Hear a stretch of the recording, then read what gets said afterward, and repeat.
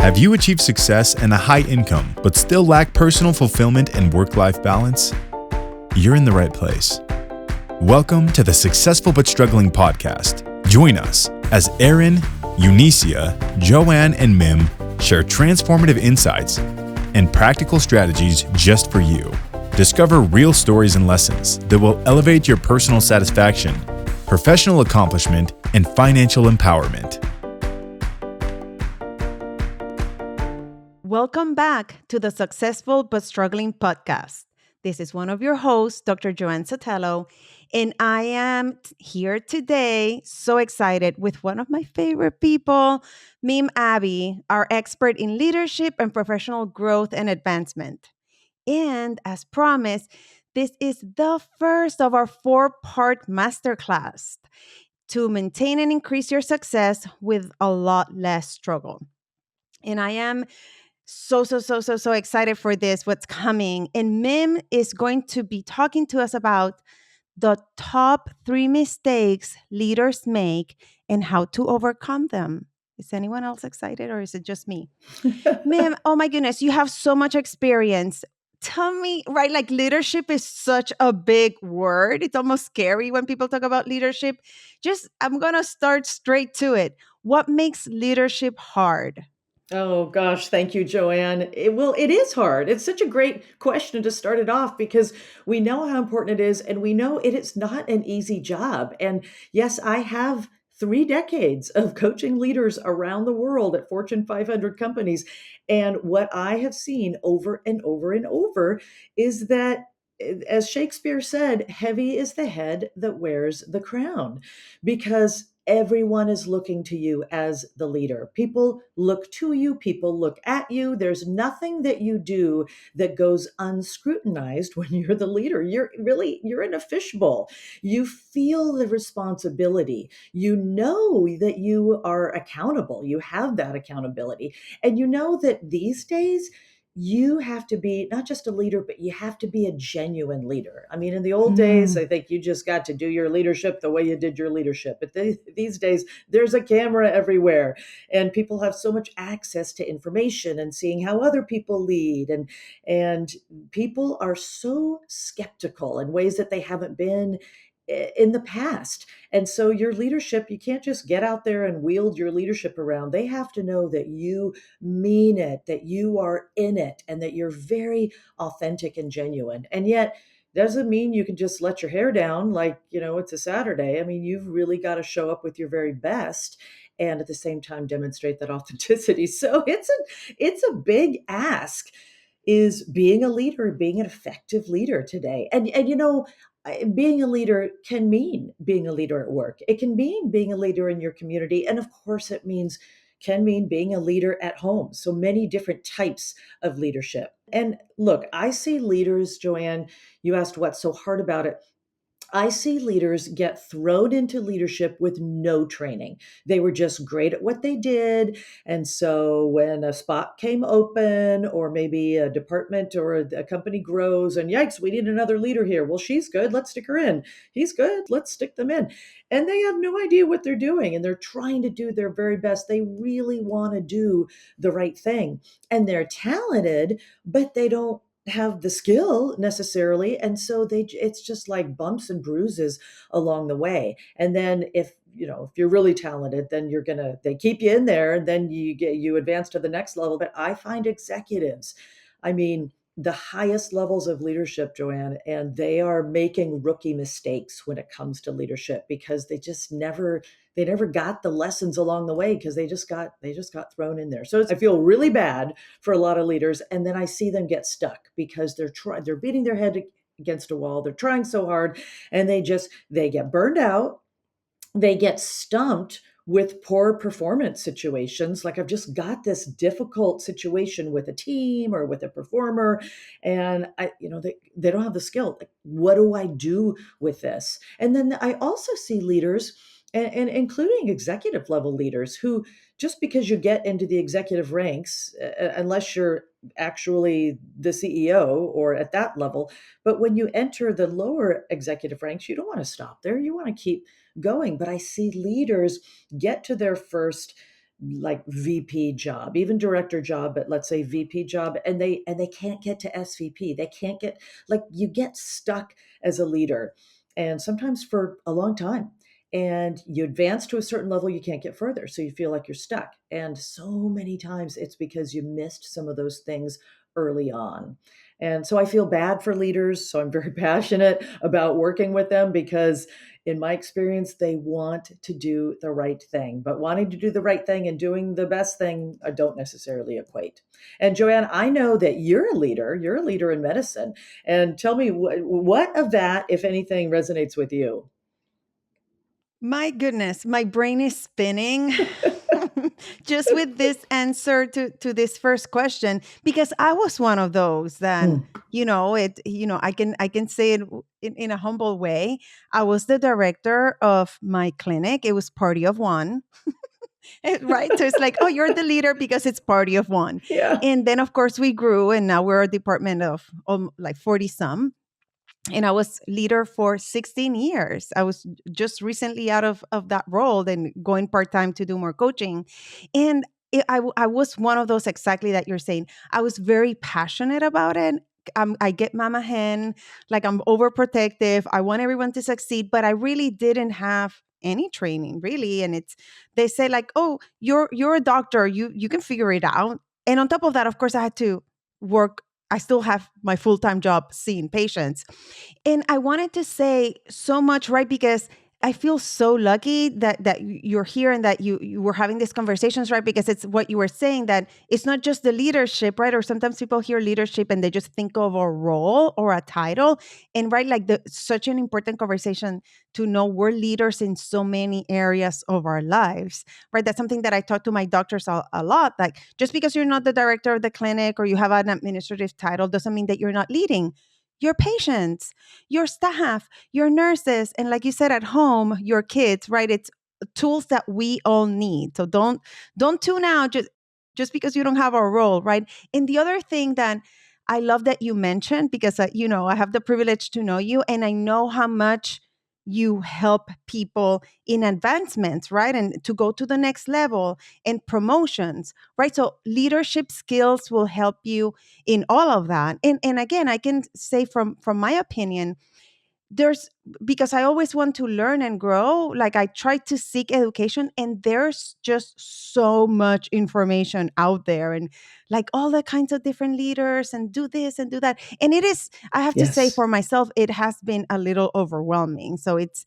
right, it's not just information, but then the right information. So I'm so excited, because what an interesting twist, right? To hear what are some of those mistakes, right? So I'm super curious. What are some of those mistakes that we're doing, and right, and how can we overcome them? Yeah, exactly. So it's so important to have, I mean, your talent can take you so far. I always think about the, like, pro tennis players or pro golfers or Olympians. I mean, their talent definitely got them. They probably won a few early junior tournaments because of their talent, but you're never going to consistently be at the top of your games. And I mean, game there with Olympians or tennis players.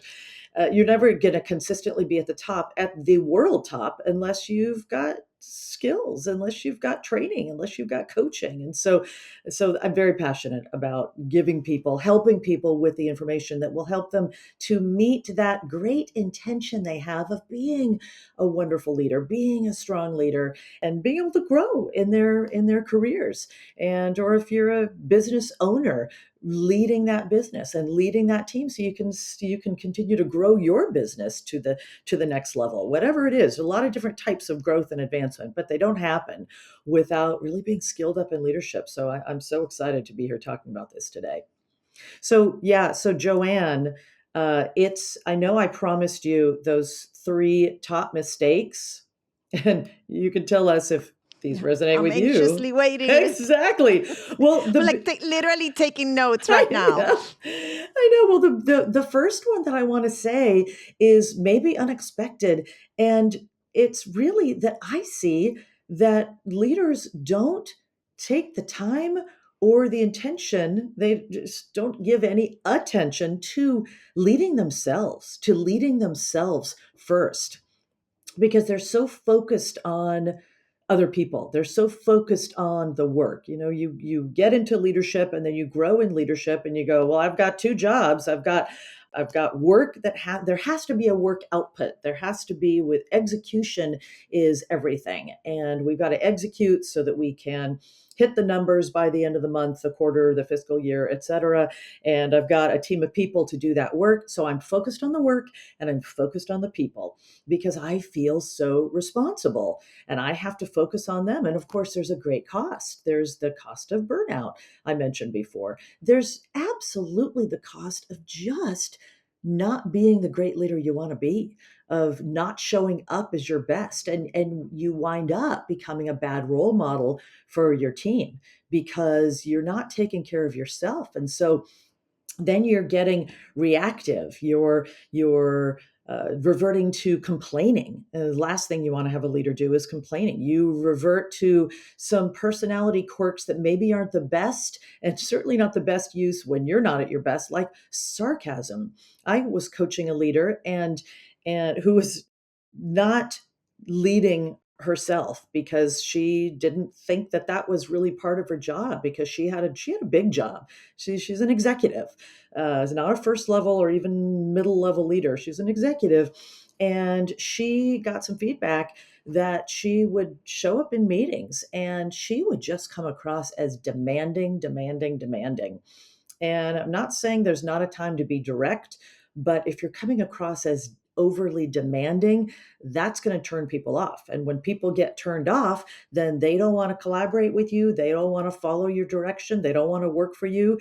You don't want to have your top talent going elsewhere because they don't like how you're treating them. They don't like how you're talking with them. So instead of just asking, or instead of giving some clear direction, that sense of being demanding, just because like you're stressed and you kind of didn't know and you weren't really leading yourself. It's really, I'm talking about emotional regulation and Mhm. and having tools, the emotional regulation of having practices. And Joanne, I bet as a psychiatrist you've got some. I mean, people ask me all the time, okay, how do I just chill out when I can feel myself getting wound up and I realize, okay, I got a big meeting to go to. I cannot go and perform in that meeting with how I'm feeling right now. So we talk about taking a time out. We talk about breathing. We talk about, the walk around the block. What are some of the things that you do or that you recommend to people just as a leader and as a psychiatrist? My goodness. Again, my first thought when you said people need to start leading themselves, right? Like you need to look inside, was like, ouch. Right? Because it's such big insight to have, Yeah. right? To have the ability to pause and look inside on both ends to see, how am I showing up? Am I showing up the way I want to show up? And what do I need to learn? Right? What do I need to do within myself so that I can show up Yeah. the way I want to show up? Because I think the way I'm hearing you say it, it's almost like it's right, like it's easier to then just go in, right? Like the old fashioned leader of going into your pedestal, and I'm generalizing, but like, and just tell people what to do, right? Like that's kind of course we want to come up, not do that, right? But that's kind of sometimes how we think of, and it seems like that would be kind of an easy way where you don't have to look inside. But what you're telling us is that pause of Mm. awareness of, wait a minute, you have to start inside. Because right, like I love the leading by example, Mhm. right? Like also, right? And then how can we, right, like the symbolism of the leading by example, if we're not checking in, and I've heard, I'll repeat something that I've heard you say many times of, we're so busy leading that then we don't have time to learn how to lead, and how to then way less to check in inside. And I remember when I first started, and again, party of one to the size that it became, um, that it was kind of easy because I called it like, hallway leading. Mhm. Because we could just like hang out at lunchtime, and then as we got busier, we couldn't do that, right? Mhm. And then I love what you said, because I sometimes blame my Puerto Rican energy, that I would be like, I get very animated, right? And again, I work in a big institution, and I would get really animated and like, this is not right. And I love what you said, right? I cannot show up like that, Mhm. mad, or right. Like I Mhm. have to, like step back and say, wait, it's important for them to know how I feel, but it needs to be filtered, right? Like I need to have that insight of, why is this bothering me, and how can I show up? And you ask for, what do I do? And this is kind of a little side note, but I have a manager, right? So we kind of had parallel roles, and we trust each other, and we would go into each other's offices sometimes just to vent, just to get it out, whatever was going on, but we would turn it around very quickly and then say, okay, what's the next step? Mm. Okay, now what do we do? What do we really need? But since we've kind of let like you said, the emotional regulation, that was a way that I could get it in and be like, is this me in my head, or is this real? Right. And we could check in with each other, right. And then show up for the team way calmer, with more presence, and right, and have them trust us, right? Because sometimes, I guess, there's times that we have to kind of do the uprise, but that's not really what we're talking about here, of Yeah. right, in the way that we're leading. And again, regardless of, or like if we're using the example of at home, and then right, like I always say, I want to be a role model for my kids. That's one of my values. I cannot be just yelling at them and, saying all kinds of bad words in English and Spanish, right? Like I have to, like, it's pause and check in. And so I love the word presence, because it keeps me grounded, Mm. right? So those are kind of my little tools that I check in. So I know I'm right. Like I think of the leading myself, I think of that awareness to check Yeah. in, right? And it's kind of a general thing I do. So Joanne. important. Thank you for that. Oh, so good. And such, I love that you have a safe person that you can vent and then you can do a reality check with. But yeah, and such a good point at home too. It's like, we want to be, you are a role model. The question is, what kind of role model are you when you're a leader at work, in the community, at home? You're a role model. So how's that going? You also made a really important point that I see with leaders of startups. So you've got, party of one, and then it turns into a party of two, and you go from 3 employees to 300 employees. And you, first of all, if you're not leading yourself, you're going to get overwhelmed by, oh my goodness, I've got these 300 people. Now I've got 3,000 people. So you've got to be leading yourself first. And then this is actually leads into the next point that I wanted to make. Your leadership, gosh, it has to change. That hallway leadership you mentioned that you can do with a couple of people in the hallway is so great. And you'll always, when you're in a startup, you will always look so fondly back on those days where it was intimate, you were scrappy, you just felt like we could just say it all and be honest. And then when you're successful, and then when it really goes and it really grows, you got to be more structured with your leadership. So yeah, I would just to wrap up that first one, Joanne, it's the having the emotional regulation, it's having the communication tools. You got to know how to, for yourself, to lead yourself, to learn. Like, I'm going to have to talk to people, and I'm going to have to say the hard things, and I have to say the hard things in a way that isn't going to send them running and packing, running for the hills. I have to learn how to listen to other people, not to respond to them, but to listen to them, to really understand them. So part of it, that's all part of emotional regulation. That's all part of self leadership, taking care of myself and then preparing myself to really show up my very best for other people. So yeah, that's the first one. But you really gave us such a great lead into the second one, which is a huge mistake I see leaders making, is they almost always hold on to too much for too long. And what I'm talking about is they keep doing the doing instead of doing the leading. And the more doing you're doing, the less leading you're doing, and then your team doesn't have someone who's really, really leading them. There's all sorts of downsides. I have managers who tell me, I hold on to the doing. I hold on to more execution I know that I should because I'm comfortable with it. Other managers say I hold on to more of the doing and the execution because I feel guilty asking a team member to do it.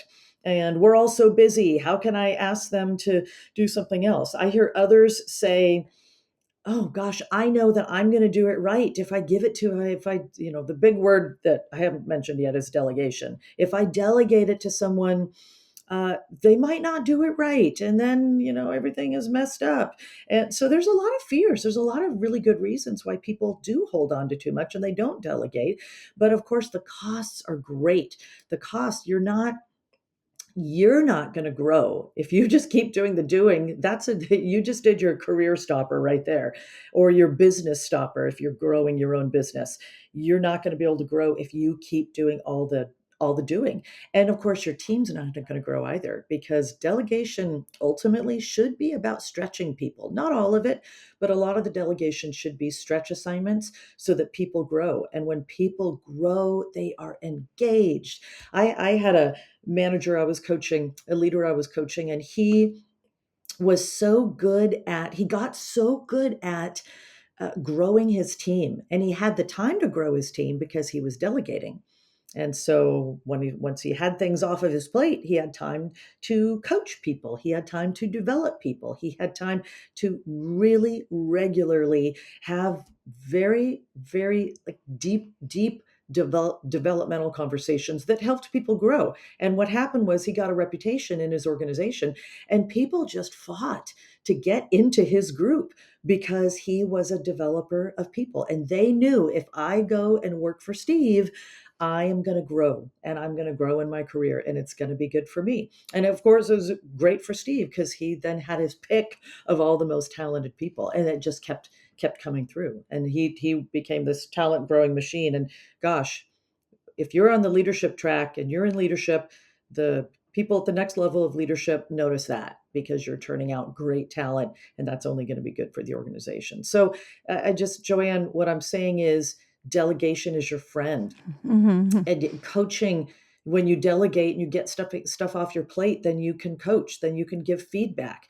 Then and if you're listening to this and you're someone and you say, but ma'am, you don't get it. I'm a player coach. In my company, I am expected to do, like, my job is 50% doing and 50% leading. That's a hard spot to be in. Player coach is a really hard spot to be in. I've recommended many times, and I've helped leaders think through, how am I going to make my case to my leadership? How am I going to make the business case to my leadership to really reorganize my job so that I can do more of the leading? Because your job is to lead. It's to get resources. It's to support people. It's to be sure that it's to help things to get done, but not with you being the one to do them. So sometimes it's a case to bring to your leadership to reorganize. My goodness, ma'am. I feel so inspired right now. It feels like, oh my God, this is like preaching. It's so good. Thank you. And something that came to mind hearing you, and thank you for that message of delegation. Because again, like I say, right, like if we bring it back to, we're all successful, right? If we know how to do the thing, we know how to be productive, we know how to stay busy, but sometimes it's to the expense of our own well-being, and part of it is because we're not delegating. And again, I'll share how I learned delegation, because I thought I was doing the right thing by saying, and this happens a lot in medicine, and I know a lot of professional women also do this, that it's the, I don't need help, or I'm fine, or I'm not going to bother you, I'll do it myself. And there was, because I have been in that leadership role for so long, it literally like years, I just knew so much. So in my mind, I just thought it was easier for me to do it and not delegate. And it wasn't just that I was doing way more than I needed to, but I'll tell you another point that came to mind hearing you. What I thought was me protecting someone else in my team was actually disempowering them, right? Because I was taking away something that they could grow into, that they could feel empowered by, that they could, right, take that nice sense of ownership. Yeah. And when I started seeing how they would lit up and feel even more part of the team. And then they would take this huge ownership to these other projects that we were doing. I was like, oh my goodness, it's been a disservice, right? It's been a cost to my time, but then also a disservice to them to Yeah. let the team grow so that Yeah. it creates a beautiful ripple effect of Yeah. leadership, right? Like in taking ownership, right? So Yeah. that came to a little tangent that came to mind hearing you say Mm. that. Thank you. Oh, absolutely. And now all sorts of things are coming to my mind as you're talking, because the last thing you said reminds me that succession planning is a big job of the leader, because ultimately you are going to grow. You're going to grow to the next level, and you can't leave your department high and dry. You need to be stretching people and giving Mm-hmm. people assignments so that they grow, and ultimately there's one or two people who would be options to take over your role. And then the other thing, Joanne, is when you are investing in them and their growth, so you're taking the time to stretch them and help them to grow in some way, and give them honest feedback. Be kind about it, but be real about it. Give them feedback so that they do grow. When you're doing that, they feel like, wow, you're investing in me. I want to invest in you. I want to invest in the department. I want to invest. Like, it's reciprocal. We invest in them and they invest in the mission of the company. And so it's such a win-win. And I couldn't help but think about the word ownership when you were talking. They Mm-hmm. feel like they're part of it, as opposed to you doing everything. They're part of it. Like, oh, I'm part owner here. So owner, employee-led, employee-owned company. Talk about that ownership, and then everyone's got skin in the game, and they care. They care more. Yeah, yeah, So really true. true. Yeah. And then our third one is let's say we are, and by the way, delegation is, most people do it wrong. So message number one is delegation, just delegate more. Message number two is do it right. And so I think we're going to come back and Yeah. have another episode on that, because people just it goes south all the time, because again, we've got talent, but we don't have the skill.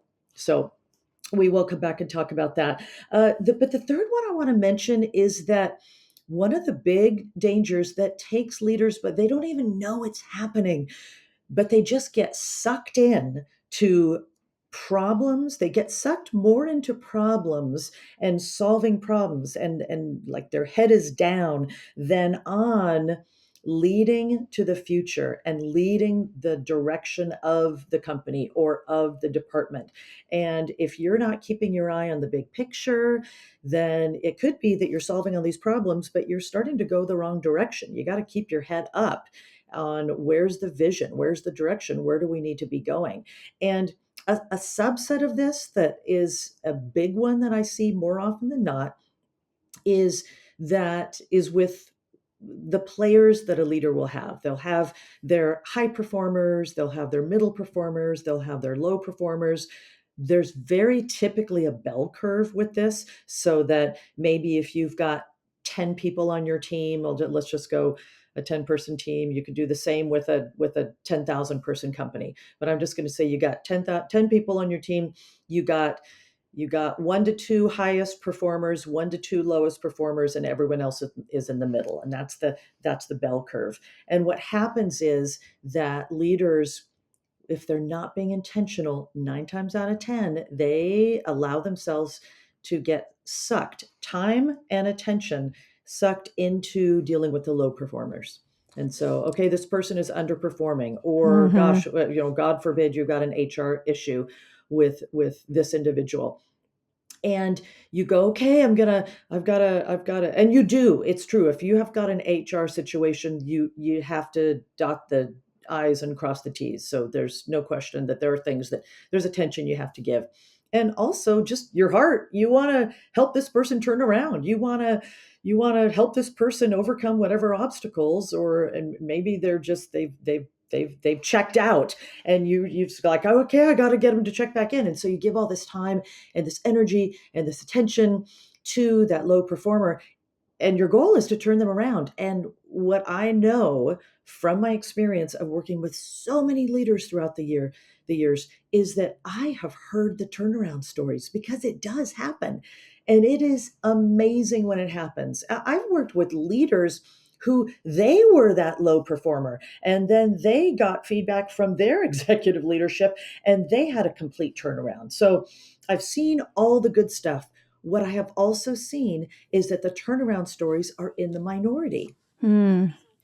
So you can give all that time and attention and energy to that low performer, and the odds are more that you're not going to have a turnaround story. The odds are more that your top performers are going to leave you and your middle performers are going to kind of languish because you're not giving them the attention that they Hmm. need, and you're not giving them the coaching and feedback that they need. And now this person is on their way out, that low performer, that all of your time was for naught. And this is such a tough one for leaders because you don't want to, you want to think, well, no one's a lost cause. And we want to, with the advice I want to give leaders right now is, if you are listening to this and you feel like, oh my gosh, that's me, I'm getting all my time sucked there, but how can I turn my back on someone who's struggling? And what I want to say is, you're not responsible for their turnaround. You are responsible to do what you can do as the leader to give them every opportunity, to give them support, to give them resources, and then it's up to them.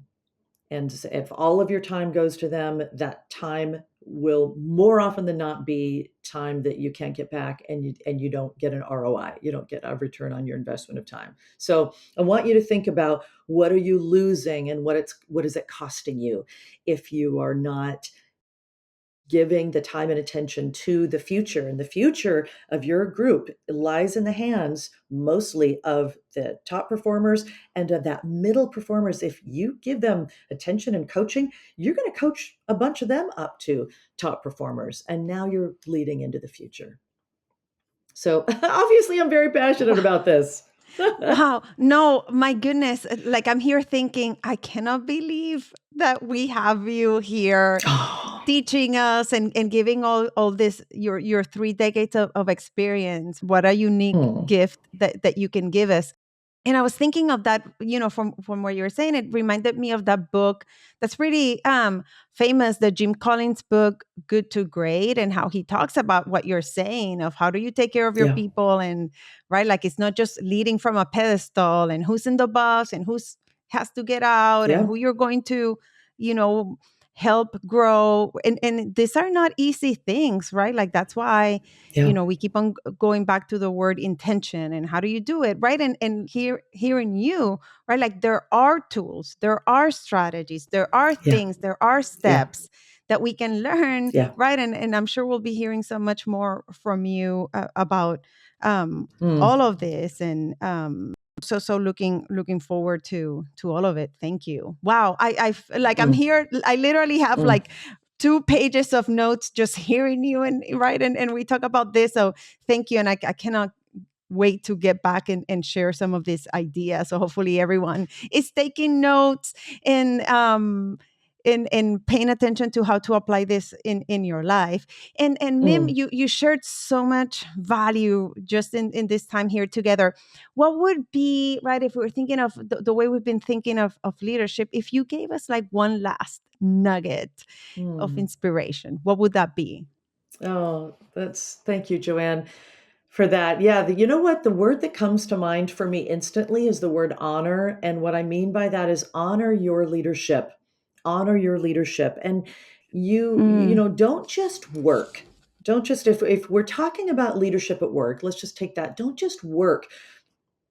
Put some attention to making it easier for you to lead, because when you're a leader, that is your job. That is your job. So rather than just getting sucked in the weeds, it's, how can I make it easier for me to lead? So, like, I would encourage you to ask yourself, to be intentional about, what kind of leader do I want to be? What kind of leader do I want to be? And give yourself a list, give yourself some descriptors of the kind of leader you want to be. And then secondly, ask yourself, how am I doing? And how aligned am I to that right now? Am I being a caring leader? Am I being a direct leader? Am I being a strategic leader? Whatever the words were that came up for you, how aligned am I with that? And then what's one thing you can do tomorrow to make it easier for you to lead? What's one thing, just one thing you could do tomorrow to make it easier for you to lead? And of course, the things we've talked about, I come from 3 decades of experience of when you lead yourself first, you're going to make it easier for yourself to lead others. When you delegate sooner rather than later, you're going to make it easier for yourself to lead others. When you focus on the big picture and leading to the future and not just solving problems, and sometimes problems that don't warrant as much of your attention, when you do that, you're going to make it easier for yourself to lead. So you've got some ideas today. I hope these were helpful, and I look forward to any questions and a discussion within our community. Thank you so much, Joanne. I'm like in love in here with all this information and so inspired. So thank you, thank you, thank you. Mm. This is lovely. And I love that. Honor your leadership. That sounds like the title of a book. Maybe we should look it up. So good. I love that as a beautiful message. So thank you so much for being here with us. And I hope this is helpful to you all. And I don't want to leave without saying stay tuned, stay here, because the next part of the masterclass is coming. And I will be sharing the 3 top strategies to prevent burnout from my perspective as a psychiatrist. So stay here and listen up, and we'll see you soon. Don't miss out on more strategies that will elevate you to new heights. Visit successfulbutstruggling.com now, where you'll discover exclusive resources and the opportunity to connect with each of us individually. There you can dive deeper into how you, too, can take your personal and professional game to the next level. And if you're serious about optimizing your results, take 2 quick steps now. Number 1, connect with us on the website. And number 2, tune in to the next episode.